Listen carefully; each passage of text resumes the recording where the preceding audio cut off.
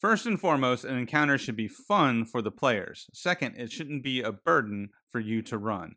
That's a direct quote from the Dungeon Master's Guide saying that building encounters should not be discouraging for you as a DM. So I'm going to give you 6 tips to help you make your dungeons dynamic.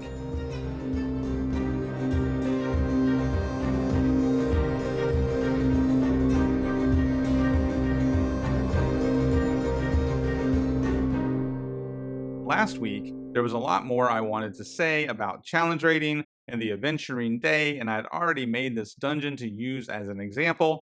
So here we go with a whole extra video this month just for you.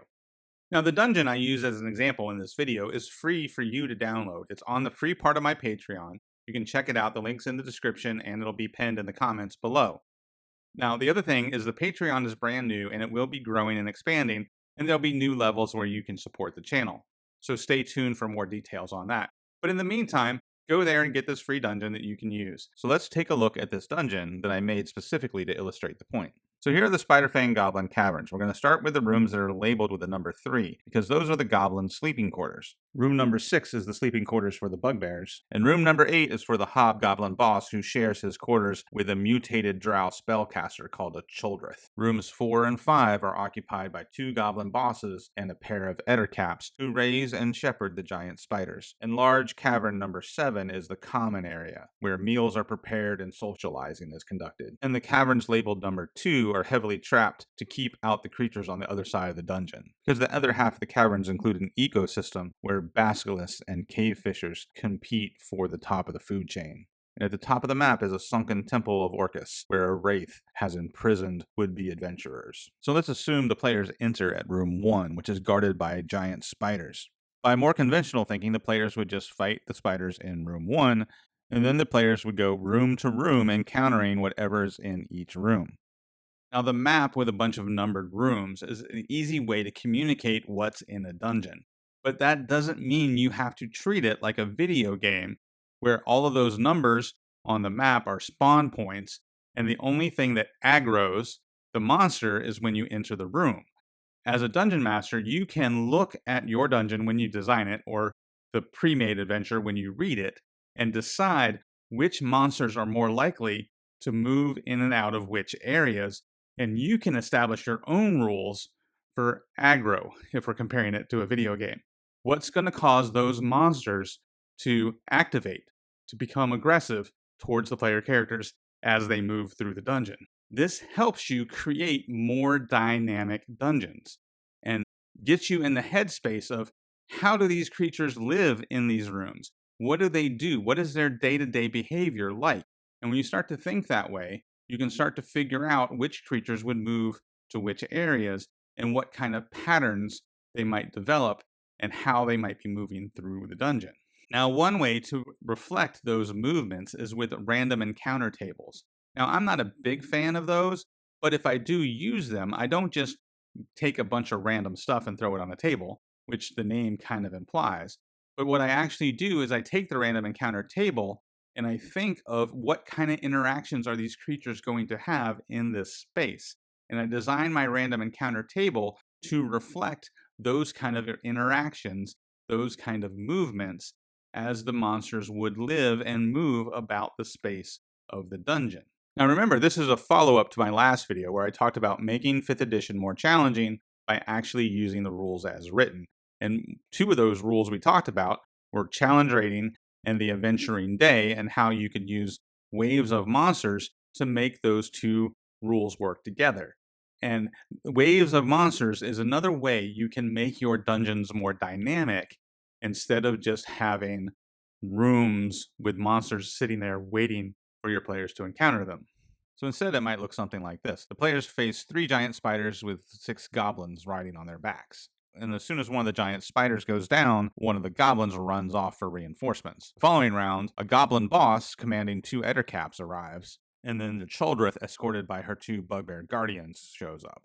So that's a combat with 3 waves of monsters. Then the players might discover the pit traps and get creative by using a heat metal spell to bend the iron spikes out of their way, so that they can hide in the pit and take a short rest. Then they encounter the basilisks, And another way to do waves of monsters is to have a creature that hunts the basilisk show up in the middle of the fight. So a cave fisher comes in and steals the last kill and takes off with the basilisk, while another group of cave fishers attack the players. Because that's how these creatures would think. They would just be looking for food. So a cave fisher could snatch one of the dead basilisks, and the other cave fishers attacks the players, allowing that one to escape. So this might be a combat where the players don't have to fight to the death, because they can just let the cave fishers run off with the dead basilisk corpses and not have to finish the combat.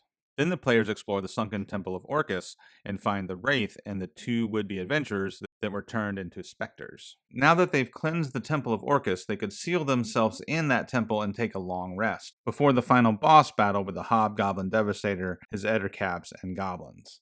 So those 5 battles actually meet the criteria for an 8 encounter adventuring day. You had the 3 waves of monsters at the beginning, followed by the trap, followed by an encounter with 2 waves of monsters, and then the encounter with the Wraith, and then the boss battle.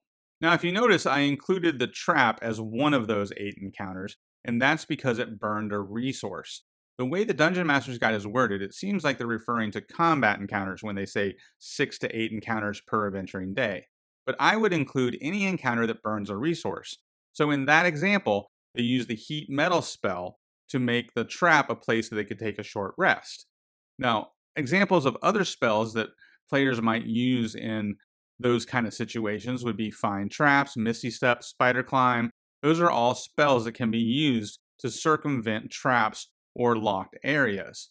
That way, the players are still burning a resource to deal with that encounter. And I would say that should count as one of your 6 to 8 encounters. In fact, when you download this dungeon, you'll realize that there are 2 magic items hidden in here that are probably only going to be found if the players cast a detect magic spell. Now, the other thing that I want to point out is that if we were designing this for 4 5th level player characters, the final battle with the Hobgoblin Devastator, 2 Ettercaps, and a Goblin Boss would be a deadly encounter. Now, the reason I did that was because the players had taken a long rest in that example. Because they had just taken a long rest, I would tune up that final battle to deadly instead of just hard by adding 1 more Ettercap to it. Now, if the players had only taken a short rest prior to that boss battle, then I would probably break those monsters up into another 2 waves. That way I could control the flow of that combat a little better. I hope that makes sense. Most importantly, remember that quote from the beginning. First and foremost, that should be fun for the players, and it shouldn't be a burden for you as the DM. Now, let me quote one more thing about the adventuring day. This is word for word from the Dungeon Master's Guide. Assuming typical adventuring conditions and average luck, most adventuring parties can handle about 6 to 8 medium or hard encounters in a day. If the adventure has more easy encounters, the adventurers can get through more. If it has more deadly encounters, they can handle fewer. So remember, this is a guideline. You don't have to do it this way. I brought this whole thing about challenge rating and the adventuring day up to address the issue of people complaining that 5th edition was broken and to show you that it isn't as broken as people think it is.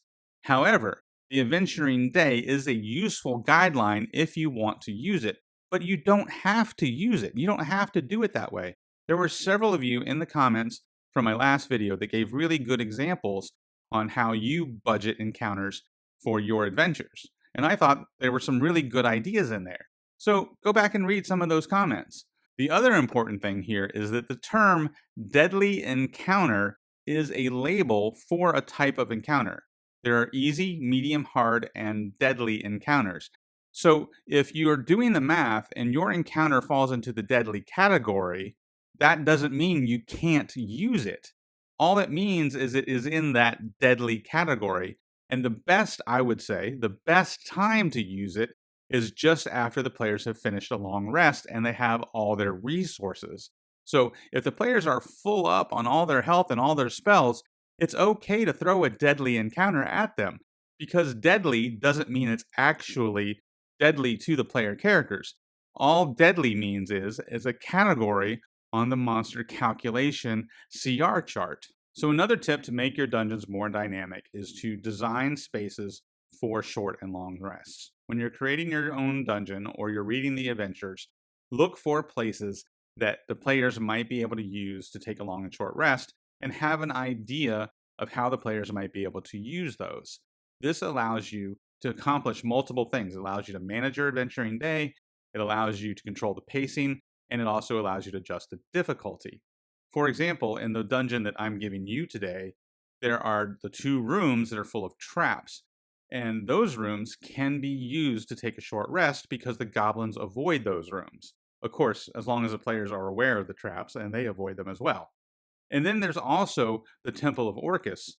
They could find that and use that for a long rest because it's far enough away from where the goblins live, and it has the ability for them to block off areas and feel safe and secure. That's my criteria for a long rest. I don't let player characters just long rest anywhere they want. They have to convince me that they've created a safe place to do that rest. So let's recap real quick the 6 tips for dynamic dungeons. Create realistic monster behavior. Don't isolate them each in their own room. Use random encounter tables that reflect those behaviors and movements of the monsters and how they live in the space. Use an ecosystem, like our cave fishers and our basilisk. I don't know if you caught that, but cave fishers live in total darkness, so they have blind sight. So cave fishers can hunt and prey on basilisks without ever being turned to stone. Next is to design traps and place treasure in ways that use resources. In this adventure, there's those 2 magic items that are sunken in a pool of water that you would probably only find if you'd cast Detect Magic on it. The next tip, use waves of monsters to control difficulty, and design space for rests is our last tip that helps you control the pacing and control when your player characters get those rests. So those are my tips for dynamic dungeons. Let me know in the comments below what you do to make your dungeons more realistic and more challenging. How do you make dynamic dungeons? And thanks again for visiting the Dire Den, and I'll see you next time. In the meantime, check out these videos. YouTube says you'll like these as well.